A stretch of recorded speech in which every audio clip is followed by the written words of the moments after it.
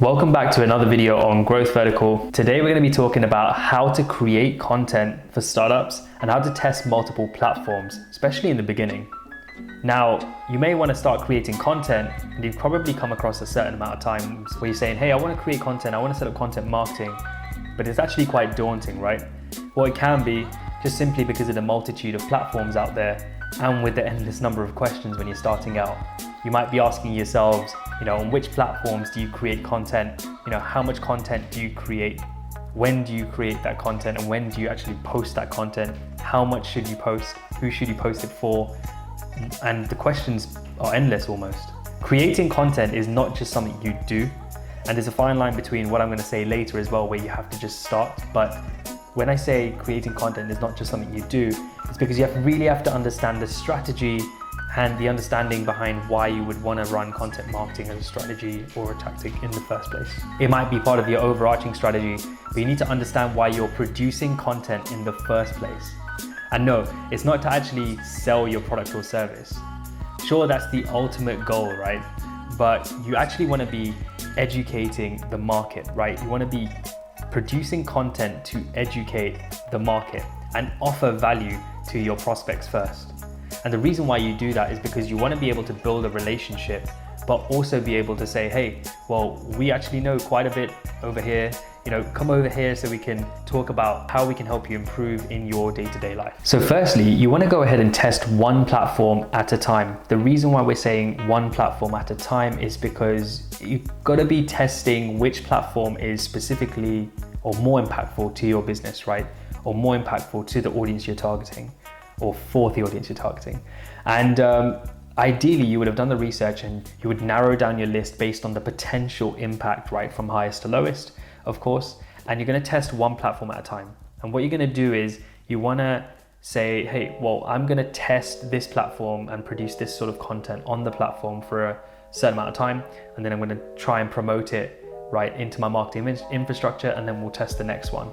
And of course, if it doesn't get promoted, you can either retest or you can almost dump that one that you've selected because it just doesn't work. Then you want to go ahead and try to create the content your audience will consume to help them in their everyday lives. And what I mean by that is that this content should be able to produce a benefit or generate a benefit for your target prospect or your target audience, because they're able to implement something or take some information away or knowledge away, and they're able to almost do their jobs better. They're able to do something better in their business. The reason why is because we don't produce content. No one sets up businesses to try and make other businesses worse, right? People try and actually set up businesses to sort of sell them a product or service that's going to help that business, right? So you need to think about content marketing the exact same way.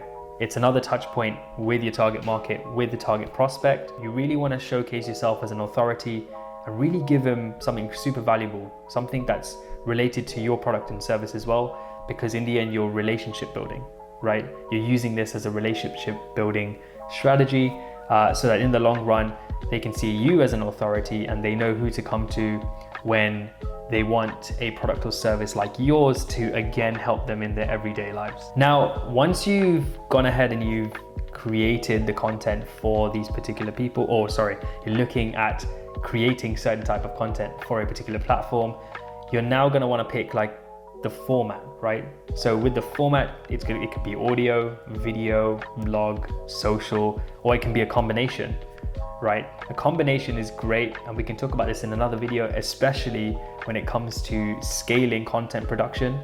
And the reason why is because you can really do a lot of good on multiple platforms, considering there's a tactical advantage on some platforms over others, just simply due to limited reach from platforms like Facebook or Instagram and things like that, and against platforms like LinkedIn, who promote sort of organic reach at the moment, based on how powerful your content is. Now, once you have all that in process, the only thing left to do is to actually create, right? You really want to create. Now, if you consistently create content on the platform for the chosen platform that you're testing first for a specific amount of time, the reason why we say a specific amount of time is because like SEO almost. It takes some time simply because both content marketing can be a long-term and short-term strategy, right? So on some platforms, you'll end up getting quite a big response in a certain amount of time versus others, just simply because of the way the algorithm behaves. And there might be some platforms that we're not specifically talking about just social media platforms here, by the way. It could be anything like content syndication platforms or publishers or anything. But once you have run that content marketing approach across that platform for a significant amount of time, it's up to you to really then move on once you've analyzed the results and drawn your conclusions as to whether it should be promoted into your marketing infrastructure or just set aside and to be demoted or set up for retesting in the future. Now again, content marketing can actually be both short-term and long-term. So you want to actually go ahead and work on producing that valuable content. And honestly, that's when you'll start to move the needle, right? If you go into it thinking that you're going to get a response from a particular business straight away, no, it doesn't work like that. It always depends on whether the offer is specifically good for your audience and if they really eat up the information or not, right? And it's important to start there and then build. So again, it's about taking that first step, like we were saying, and working out the series of steps over time to then produce content over time at scale, right? That's when you can start to scale things once you know what's working. So yeah, there we have it. That's how you can start creating content. It could be anything. It could be for any medium. It could be in any format. We're naming ebooks or guides or cheat sheets, or just like imagine if you use a cool calculator in-house to do with your product or service and other people would find it useful. It's like producing that and giving it to them or giving them access to it so they can make good use of it. But you'll notice that you'll have a lot of returning visitors to engage with that content simply because you've served them in the first place. And then that's that start of the relationship building phase. And remember, content marketing can be both internal as well as external, right?